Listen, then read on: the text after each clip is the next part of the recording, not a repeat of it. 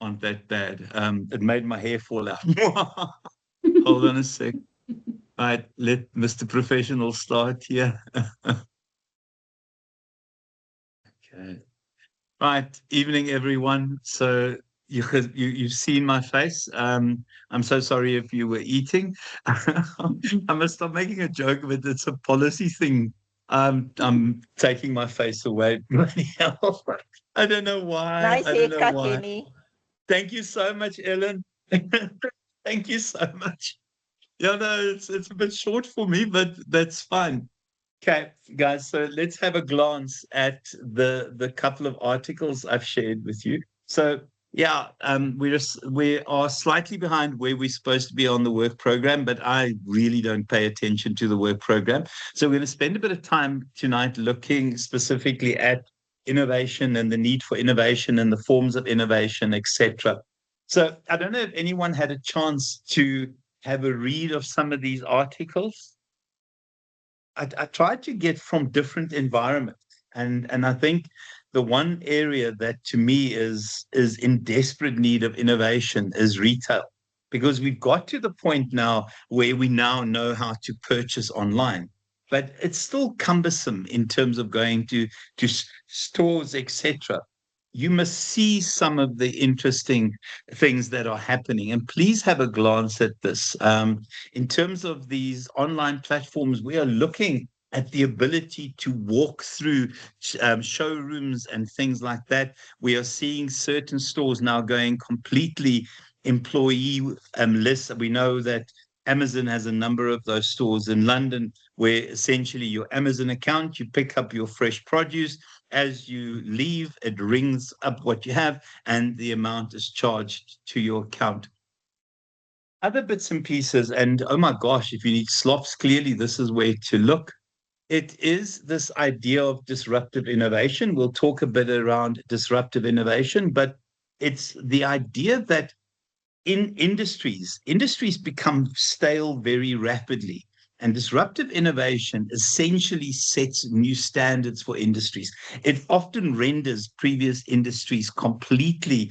I haven't been looking for pluckies, and I wish, mind you, there are a couple of good deals. What's the Imagine if I had been searching other stuff here, guys. I wasn't searching for pluckies. Um, yeah, that's it, Sinead. That's absolutely it. I think the reality in terms of, and I completely lost my train of thought.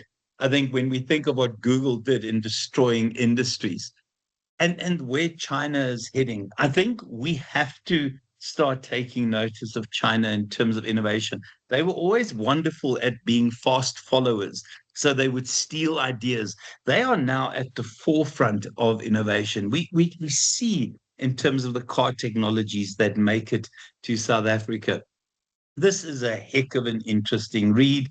It is Tesla's meltdown, where innovation just went sideways, and I think the fact that it took them so long to realize that their vehicles were literally stale and old, and the fact that they now are reinventing themselves in terms of building autonomous robots that will be used in households, etc., is an indication of what goes wrong, and then obviously Musk fixing that.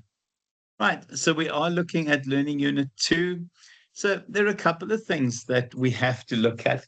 I think the reality is the rule nowadays is innovate or evaporate. Why would that be the rule? Innovate or evaporate? What is the danger of not innovating? You're The going to rule is become very irrelevant. much innovate. Go for it, Sinead. Sorry, you're going to become irrelevant. And you become irrelevant so very quickly. Honestly, Tesla is a wonderful example of it. It stuck with that Model S and Model X. And those things had become dated in terms of what BYD, Xiaomi, and those kind of brands were bringing out in China. And they had forgotten the essence of what made Tesla very special. And now, obviously, they've repurposed with the autonomous robots, and it's going to be very interesting to see what will happen, considering Elon Musk's own concerns about artificial intelligence. Now they're shoving AI into these autonomous bots. So when we think of strategic innovation, it is not a process that happens by chance. There is a policy, there is a procedure, there is a set of guidelines, there is a set of circumstances. We create a culture where we actively look to find better ways to do things, to constantly. I mean, BlackBerry is a wonderful example. BlackBerry bet their future on their platform, the BIS platform, and they disappeared very, very rapidly. And WhatsApp obviously did that.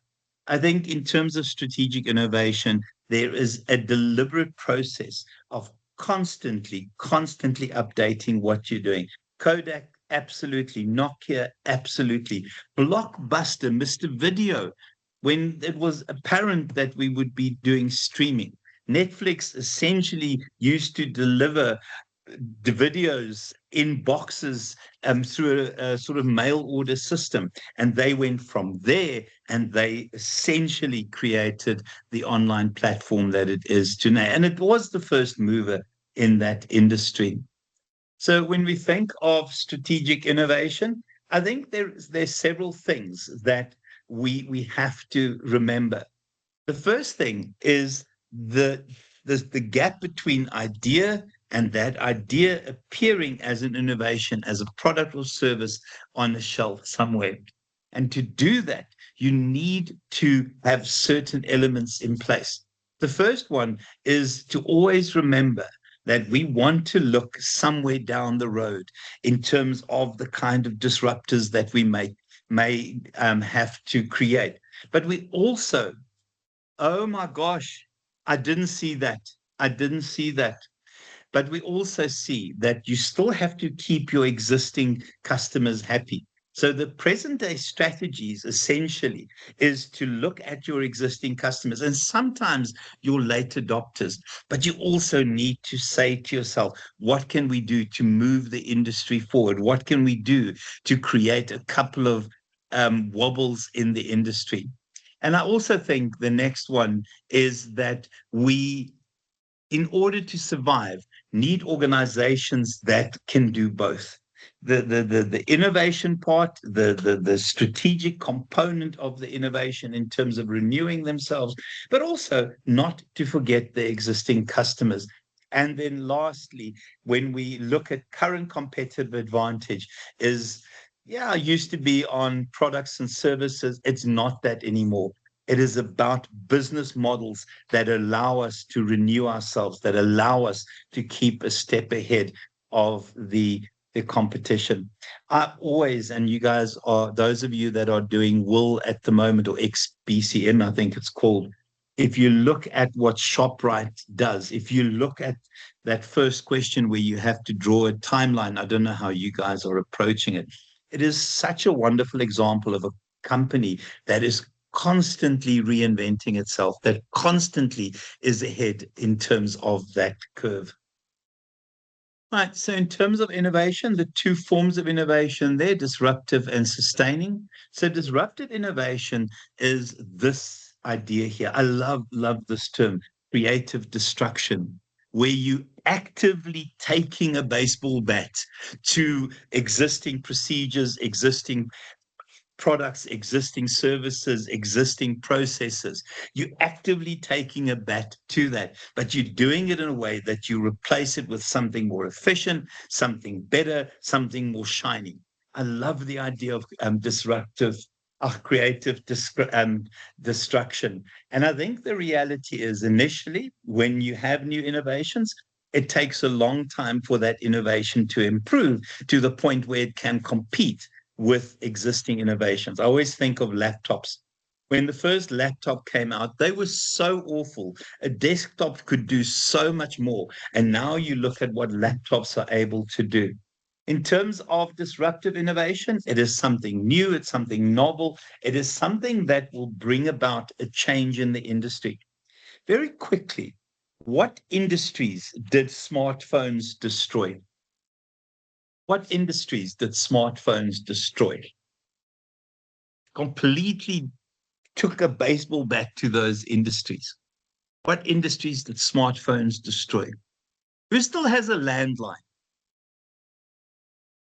Oh, dear Lord. Has anyone got a landline? Ellen has a landline. Oh, no, I don't. No, I want to say to answer on the industries. I would say There, go Kodak. for it. Smartphones that videos and photos. So I would say Kodak. Yeah, absolutely. The So as a company, but also, let's be honest, cameras, the smartphones are so fantastic. Who still has a handheld video recorder? You're right, Sydney. Sorry to interrupt, Ellen. Who still has an alarm clock separate from their phone? Who has a music player separate from their phone? Yes, your MP3, gone, absolutely gone. Your phone does all of that. I mean, it is an astonishing set of circumstances that the smartphone brought us. The stuff that it's destroyed, it's absolutely astonishing. Who still gets a newspaper delivered at home?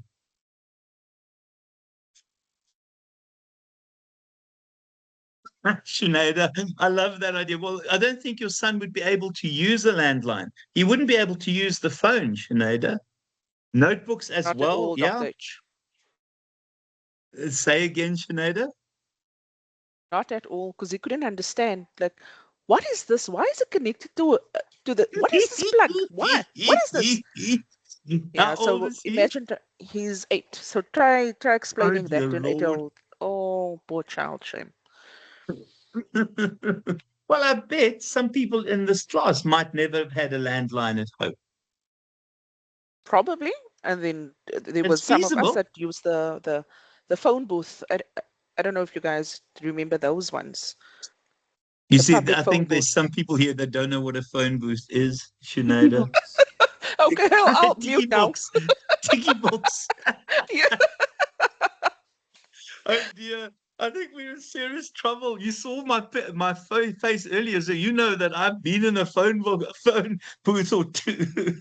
A tiki box. I love that notion. Guys, what did Google destroy as a new product? Encyclopedia Britannica. Encyclopedia Britannica. I remember one day somebody arriving at my parents' house. I was in primary school, and a guy came and sold us the full set of anything you would ever need about all the information in the world. And it was a set of it was a set of encyclopedias. Imagine still looking in those encyclopedias and thinking, well, Mashlatse, it's my age is so advanced that it really is quite scary, the stuff that I've seen. So in terms of Google, I mean, yeah, also the idea of GPSs. I mean, our phones are our GPSs because we've got Google Maps. I think the reality is Google and smartphones went crazy in terms of killing off previous industries. Sustaining innovation is slightly different. I think this is often when an innovation has been around for a while and we've done improvements. We've done our Kaizens. Remember the small continuous improvements. Yellow pages. Some people here will not even know what yellow pages are. Some people who listen to this call will not know what yellow pages are. I mean, you're right, Ellen. Oh my goodness me. So the reality in terms of sustaining innovation is that here we look at our existing markets, but more importantly, is that we improve our existing products. That I don't know if you guys have come across the term Kaizen. Let me type it into this chat box there. Kaizens, small continuous ongoing improvements. Now, the reality is every technology has its theoretical limit. So at some point, Kaizens will not. Oh my words, Sinead. We are giving away ages here like absolutely crazy. So in terms of your sustaining innovations, every technology has a theoretical maximum, a theoretical limit. So often what we do in terms of these kaizens, these small ongoing improvements, is that we try and get it to the theoretical limit. Once we get to that theoretical limit, we then have to reset. So we know that from a diesel and petrol perspective, for example, we've reached the theoretical limit in terms of efficiency, in terms of the how we could minimize the amount of damage it does to the environment. We need something new, and that's why electric vehicles and hydrogen vehicles are being considered. These theoretical limits live in every single technology. But once we are still working towards that theoretical limit, that's where we can improve products using existing technologies. I also think that often when you have sustaining innovation, you're not the only person in the market. It's a bit of that red ocean. I don't know if you guys have come across the term red ocean market. I think we do deal with it here, where there are lots of competitors, where there's a feeding frenzy, where you try and find a niche in that market, where you try and position yourself uniquely compared to your immediate rivals. I also think in terms of the kind of innovations that we have here, is the stuff that now can be commercialized, and we sell significant numbers of those. And I also think that these are the organizations that have been around for a long time, that have R&D, research and development, and will put a lot of resources into keeping these innovations. So if we do a quick comparison, your sustaining innovations, this is a wonderful slide. It's a nice one to study from, always within existing markets. Here is where we step into the dark. It's almost like being a pathfinder. And one of the things about being a pathfinder organization is that you create the best practices as you get there. You make things up as you get there. Here, there are tons of best practices that exist. Here, you set the best practices. The second one, don't need all the resources, easier to manage, because we understand the technology. We've got organizational memory, and that organizational memory allows us to maximize what we can get out of that particular technology. This is very resource intensive, so significant research and development. You often will throw money at things that might not actually create anything. Also very difficult to manage. And it's difficult to manage because of the newness. There are no existing best practices. Imagine being Google in 1996 when they created the algorithm. All of a sudden, they sit with a search engine. There's not a single best practice on what they should do, how they should run the business. And that's where Larry Page and Sergey Brin were fantastic. The kind of organization they created now serve as best practices to other companies. Constant improvement, and then also here, the kind of market leaders are there to keep advantage. So they'll improve, they'll throw a bit of extra bling to things. Here, often, oh my goodness me, my apologies for this. Here, it's often created by people in a garage somewhere. Give me examples of companies born in garages. Apple was born in a garage. Apple, absolutely. Interestingly enough, not a garage, but very similar, in a house. Google, born in a house. McDonald's, yeah. I didn't know that, Ellen. I really didn't know that. And I mean, the McDonald's revolutionized what was fast food at that point in time. It's a cliche, guys. A lot of these newer tech companies were started somewhere in a house. If you think of Mark Shuttleworth, started his online payment system in his parents' garage. Amazon in a garage. So we see these wonderful examples that these are companies that literally will blindside the existing competitors, will destroy the existing competitors. Here also, in terms of these innovations, significant technologies, and often technologies that we didn't know could exist. And I know that's quite a strange statement. I think the reality in terms of modern technology is that the only thing that limits the creation of new innovations and new technologies, unfortunately, is our own imagination. I didn't know that about Disney, Adrian. I didn't know that about Disney. So in terms of how do we foster strategic innovation, I think there are a couple of things. It is, and I'm going to put a collective term to that, it is a culture that essentially allows leadership, employees, the stakeholders to constantly give ideas and share ideas.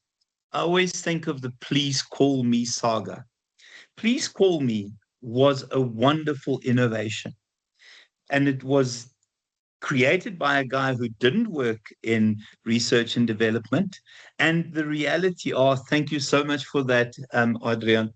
If we think of Please Call Me, I think Vodacom has messed their reputation up with it. I don't even know where the Please Call Me saga is at this point in time. Does anyone know?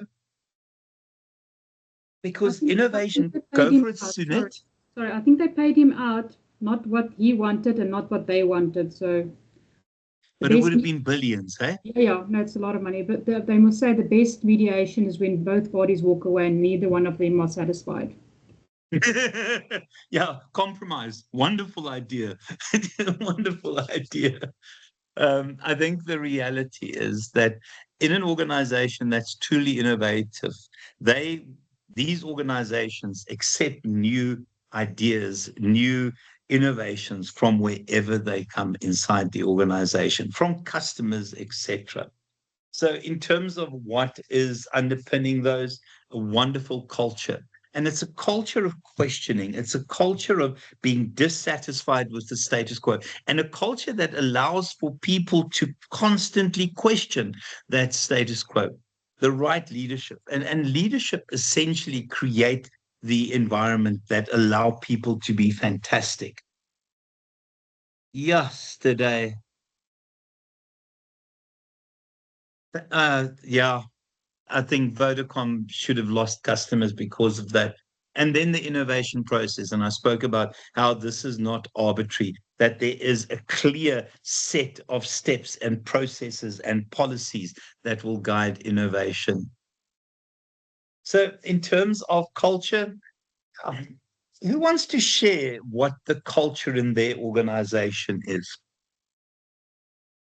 What is your organizational culture? Oh my gosh, Ellen, I love that kind of bits of information. What is your organization's culture? And the culture is the way we do things around here.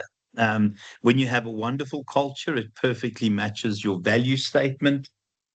Who wants to describe their organization's culture? Go for it, Sinead. Dr. H. Yeah, I work for a really great company. I suppose also you ask, depends on who you ask, but I think it's a great company. Well, Our that's culture, important. our culture is one of collaboration. So we are constantly evolving, innovating.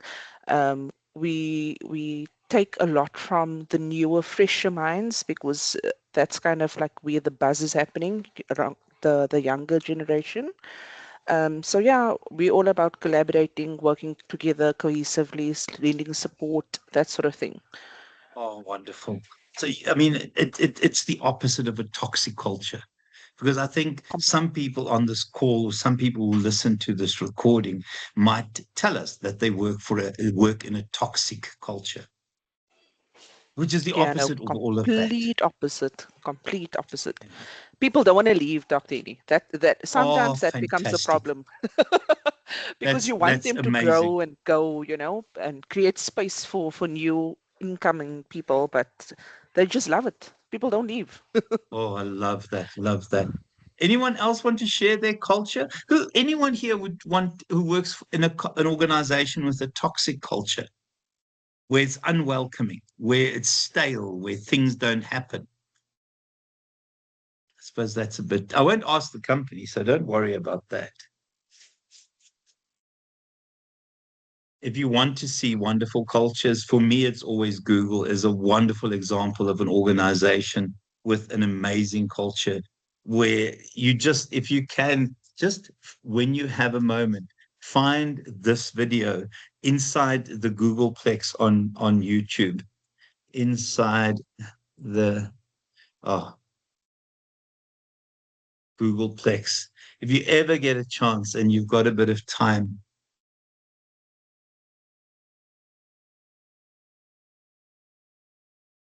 yeah, no, staff turnover is a wonderful measure of toxicity in culture. Oh, that's very cool, Adrian. I'm glad you've got the new job. Hey, very happy.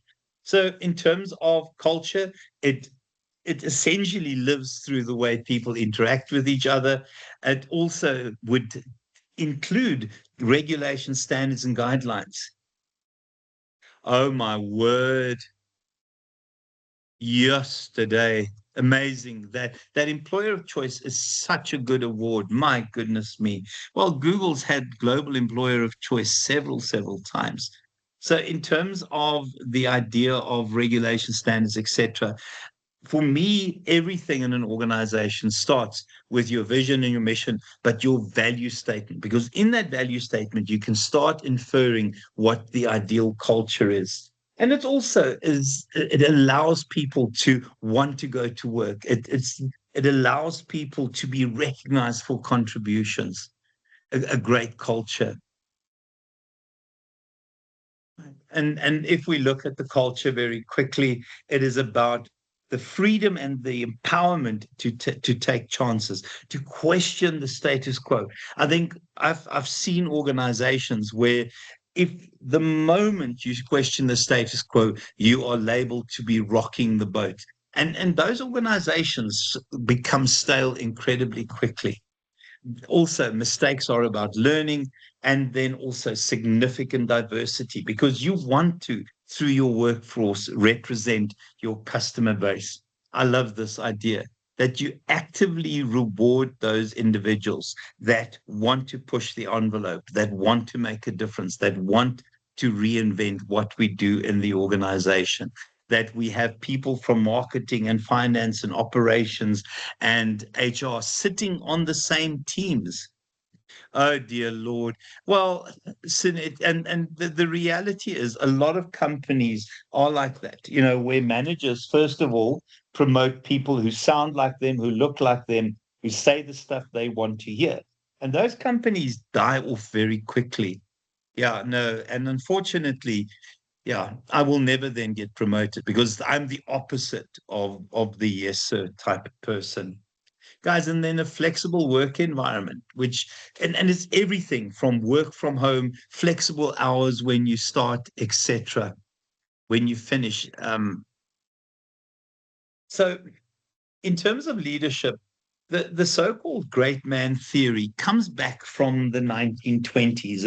And whenever I think of the great man theory, the kind of people that spring to mind are these people.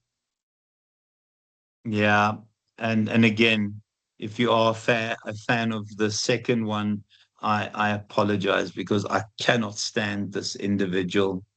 Um, this is the sort of idea of the so-called great man theory. Let me just move this across here. These are people who are considered to be as part of that great man theory. I can't stand either of them. Seriously, for me, I have huge issues with this individual. This is just, honestly, it's thugs trying to be tough.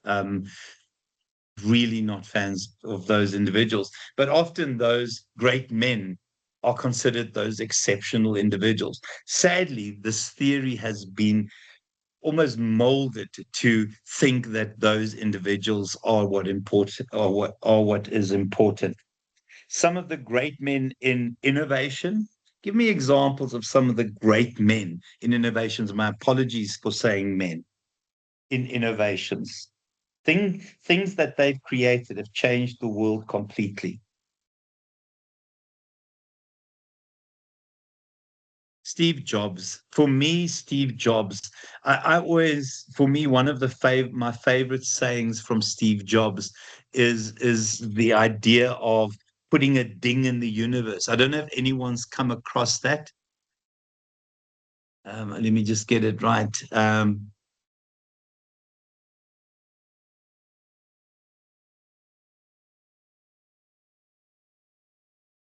if anyone has seen this before, yeah, this is Steve Jobs. Love that saying.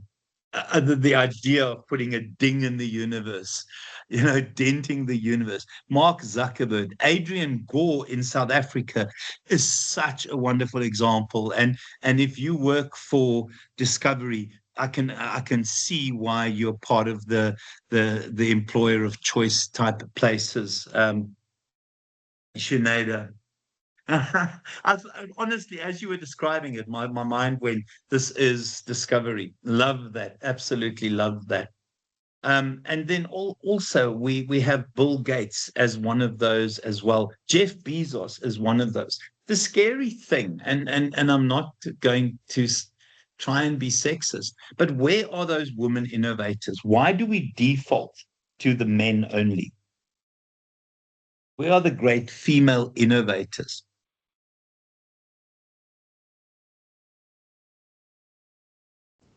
Am Madam I? Curie.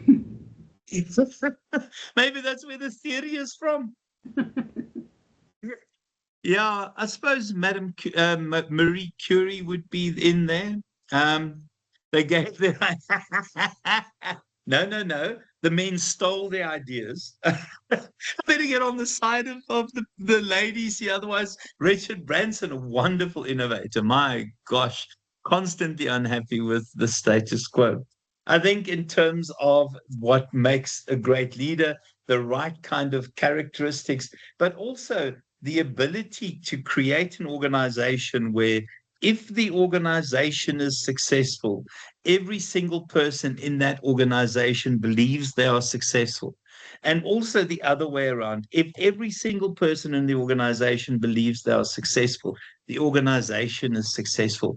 That ability to tie individual and organizational success together is an important part of what leaders do. And again, Sinead, when you discuss your organization, I get the impression that's the way you see where you work.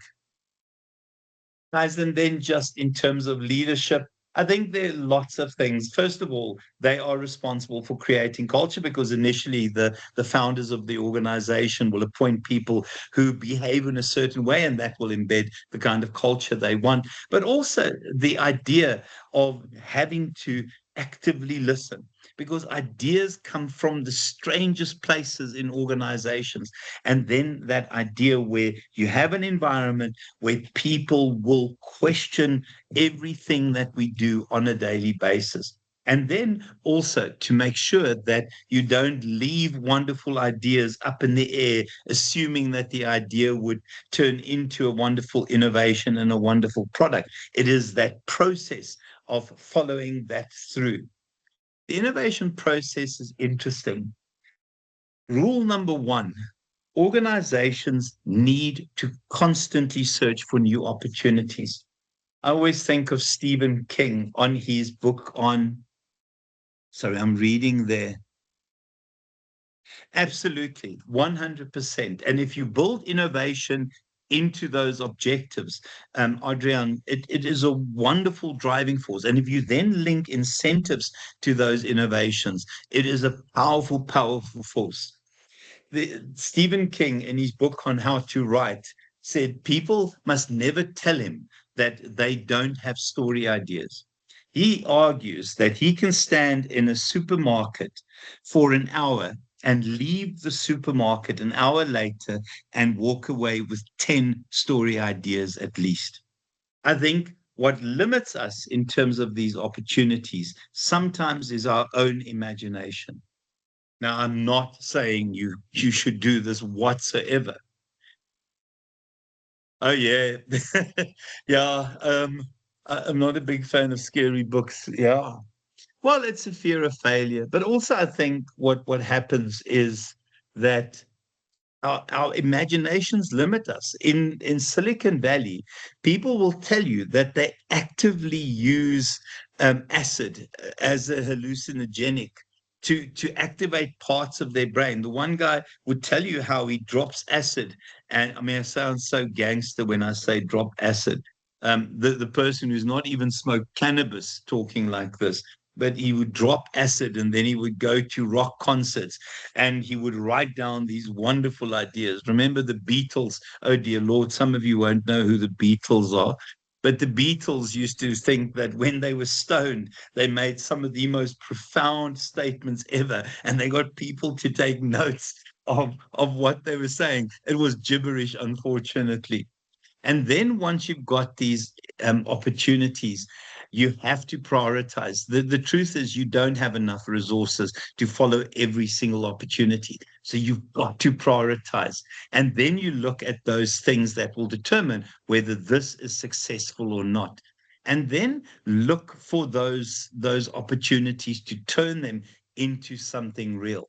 And then constantly track how you are doing in terms of turning that opportunity into an innovation, into a new product and services. Okay. So I'm going to skip over this, guys. I've discussed this. Okay. So you can have a glance at that. So one of the things, and I see, Adrian, you've mentioned that there are those barriers to innovation. I think, first of all, I believe one of the biggest barriers is our imagination. I think that is part of it. I think the fear of failure is another one. But in terms of the obstacles that organizations would list, these are the kinds of things that limit their ability to innovate. Resource constraints, so you don't have enough resources to pursue those excellent ideas. An organizational culture that is punishing of new ideas, the yes sir culture, Sunette. And then, legislation that stand in the way. I always find it astonishing. Our legislation does not allow for self-driving vehicles. Yet self-driving vehicles are a reality that we are going to be faced with very, very soon. Drone deliveries. Our legislation doesn't allow for drone deliveries. So part of it is to lobby with government so that we can update the legislation.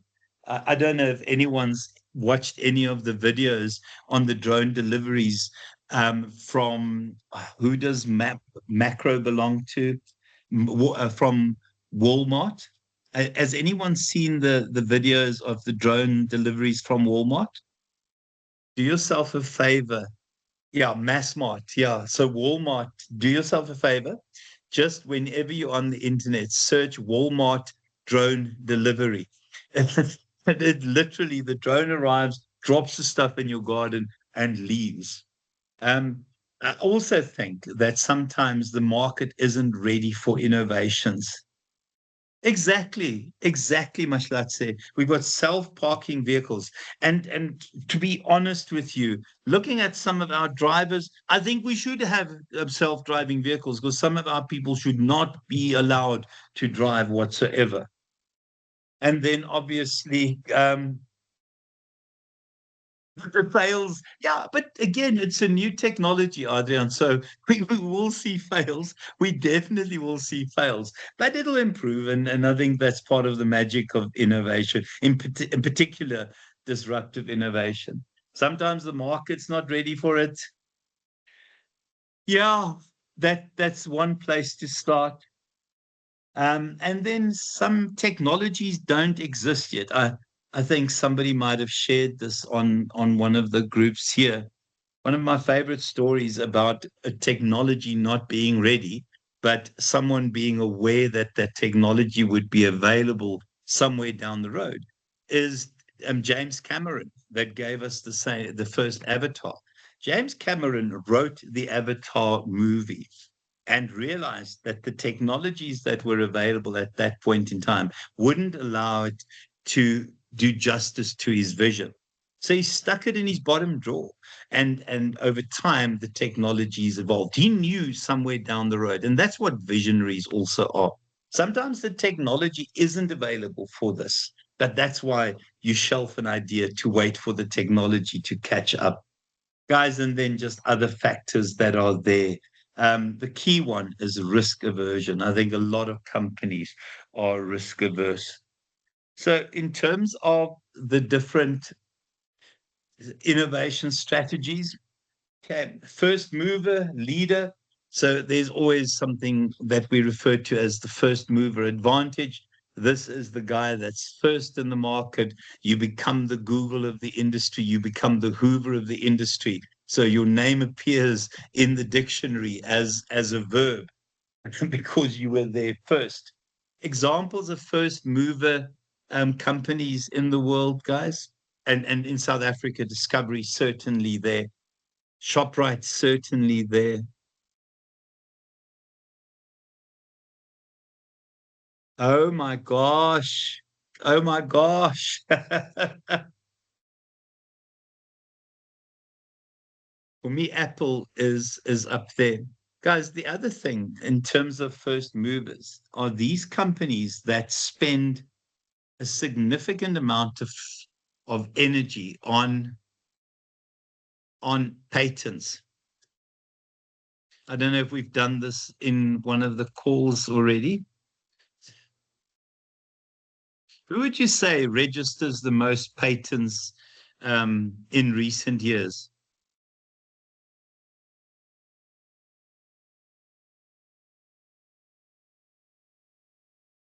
I've got the answer there for you. This is 2025. And, this might be a better one. Here it is. Yeah, this is in the US. It's astonishing how, in terms of the top patent registers, no, Tesla is there, but lower down. The top two are from South Korea, and then others. Then you've got South Korea, Hyundai again, and obviously Huawei, China, Canon, America, Toyota, Japan, America. Guys, I think the reality is Tesla is low down on this. I don't know if we even, but remember we said Tesla became stale, man. But I find this interesting. Samsung and LG, one and two, and then chucked into that Hyundai up there as well. Fast follower essentially are those companies that aren't going to innovate, but will be able to deliver something as soon as the patent is up, something in competition. And for me, the first movers are the Apples of the world, are the Samsungs of the world. And then the imitation one. And this would in the past have been China, where they imitate something that can try and do something similar. And then the market segmentation. So these are those individuals that once these innovations have become slightly older, they'll find a niche within a particular area in the market. And then the different models of innovation, the social deterministic model essentially asks that innovations essentially are as a consequence of changes in pestle factors. And you can see the kind of pestle factors that there are there. The individualistic school, essentially, that these are those, yeah, in terms of where we are, great men, those individual talents, in particular individuals who have this ability to use their right brain, the right side of their brain. And then resource-based view would be Apple. Apple has such significant resources that they will innovate on the basis of their culture, of their algorithms, of the hardware, their software, their employees. Okay. Who has come across the term red ocean, blue ocean previously?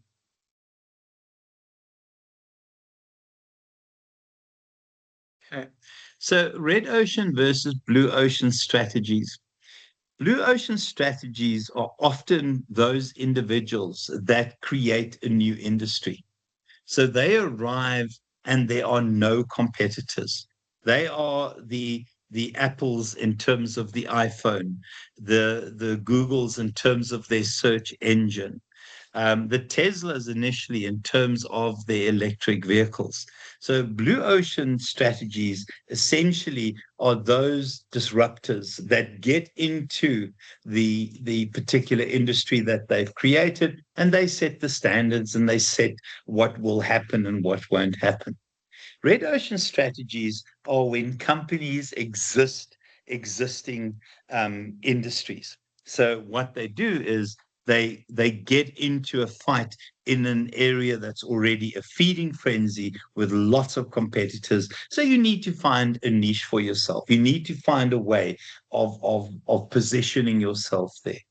In South Africa, Mr. Price loves red ocean strategies. Mr. Price will get into industries that are heavily populated. Oh no, my genigtig, ja nee, ons gaan nie daaroor praat nie, Ellen.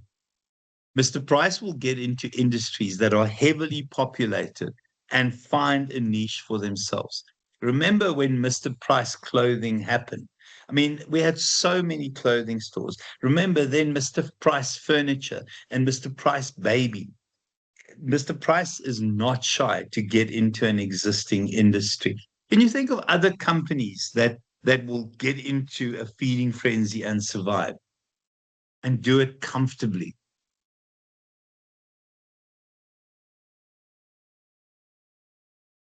South African companies.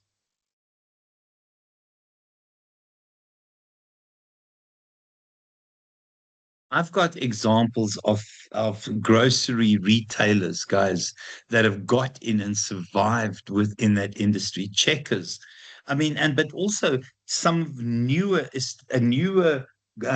food retailers that survive the industry. So in terms of the idea of our value curve, so the key thing is we have to essentially have this trade-off between uniqueness, differentiation, and low cost. So the idea is that we talk about this best value strategy. So when we look at the new value curve, there's certain things that we have to ask ourselves. If we look at the new value curve and you want to somehow magically create this best value strategy, you then have to ask these questions. The first one, what factors within an industry do we want to elevate well beyond the norms? What can we do to essentially create new standards in an existing industry? The second one, so and remember, this is the kind of improving those particular factors. The second one is that we bring factors into an industry that had never been present before. And then factors we can get rid of and factors that we can reduce. For me, if I think of what Checkers 6060 has done, Checkers 6060 has raised the ability of customer convenience. Checkers 6060 created the ability to have food items and grocery items delivered to your door. The stuff they've eliminated, the shopping experience maybe, and then reduce maybe the items that you have available. But Checkers 6060 is a wonderful example of one that fits into that idea. Value innovation. So here we look at giving customers greater value, but we base it on uniqueness, something very special, and we also bring in this idea of low cost. Toyota is very, very good at value innovation. Guys, and then just open innovation. I think open innovation is here. What we do is we don't care where we get ideas from. We are receptive to ideas. And the idea in terms of it is internally, you want entrepreneurs, but also you allow universities to do research for you. You listen to your customers. You get suggestions from your suppliers. And I think the new approach is the idea of generating value, creating a wonderful value structure, and then capturing value. And to do that, You need these things. And if you look at ShopRite checkers, my goodness me, they will tick every single one of those elements. And then the idea of ethical innovation.